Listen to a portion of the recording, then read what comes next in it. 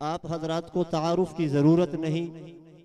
آج کل مسلمانوں کے جو حالات فلسطین میں ہیں، آپ سب حضرات کے سامنے ہے کہ وہاں مسلمانوں پر کون سا ظلم ہے جو نہیں کیا جا رہا، مسلمان بچیوں پر کون سا ظلم ہے کہ ان پر نہیں کیا جا رہا، مسلمان بچوں کو چوریوں سے ذبح کیا جا رہا ہے، مسلمان بچیوں کو، معصوم بچیوں کو ملبوں کے نیچے سے نکالا جا رہا ہے اور انہیں اپنے والدین اور اپنے ماں باپ اور رشتہ داروں کے سامنے انہیں آگ میں ڈالا جا رہا ہے۔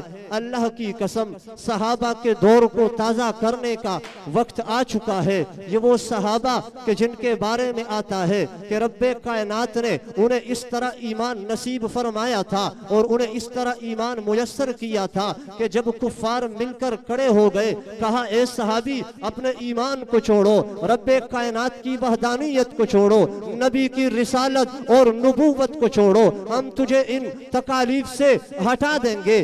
صحابی کہتا ہے مجھے اس تکلیف میں ڈال دو لیکن اللہ کی وحدانیت کو میں چھوڑ نہیں سکتا، اللہ کی وحدانیت کو میں پسے پش ڈال نہیں سکتا، نبی کی نبوت کو، نبی کی رسالت کو میں چھوڑ نہیں سکتا۔ آپ جتنی تکلیف مجھے دیتے جائیں گے ایمان میرا مضبوط ہوتا جائے گا۔ کفار مشورہ کر کے تیل کی کڑاہی گرم کر کے صحابی کو ڈال کے کہتے ہیں ایمان چھوڑو، ہم تجھے نکال دیں گے۔ کہتے ہیں اب ایمان میرا مضبوط ہوتا جا رہا ہے، مجھے ایمان کے اندر حلاوت محسوس ہو رہی ہے، میرا ایمان پہلے سے زیادہ گرم ہو چکا ہے۔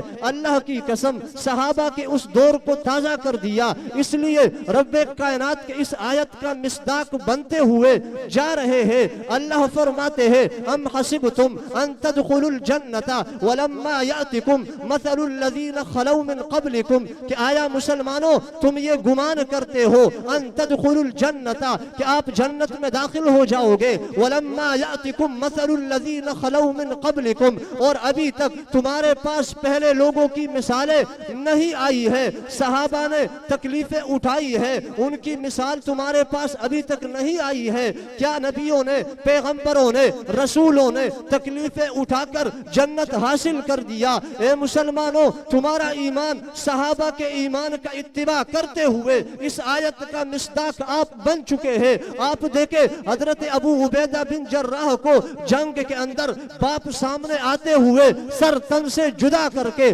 کہتا ہے تو نبی کے مقابلے میں آتا ہے، باپ ہے اپنی جگہ ہے لیکن نبی کے مقابلے میں نبی کی مخالفت کرتے ہوئے میں تجھے برداشت نہیں کر سکتا، تو میرا باپ ہے، مقام تیرا الگ ہے، نبی کی مخالفت میں آئے گا مقام تیرا الگ ہو جائے گا، تجھے میں مرتد کہوں گا، تجھے میں زندیق کہوں گا، تجھے میں کافر کہوں گا، تجھے میں بے ایمان کہوں گا، تجھے میں اللہ کا منکر کہوں گا، تجھے میں نبی کی بغاوت سے نبوت کی بغاوت کرنے والا سمجھوں گا، رسولوں کا منکر سمجھوں گا، صحابہ کا منکر سمجھوں گا۔ قربان جاؤ ابو عبیدہ بن جراح پر اپنے باپ پر آسرا نہ کرتے ہوئے سر تن سے جدا کر دیا۔ وہی حال فلسطین کے مسلمان بچیوں کا ہے، مسلمان معصوم بچوں کا ہے۔ خدا کی قسم آیت کے مصداق بن چکے ہیں لیکن افسوس، صد افسوس سے کہنا پڑتا ہے ہمارا وہ ایمان کہاں گیا؟ ہم جان تو نہیں دے سکتے، مال تو دے دے،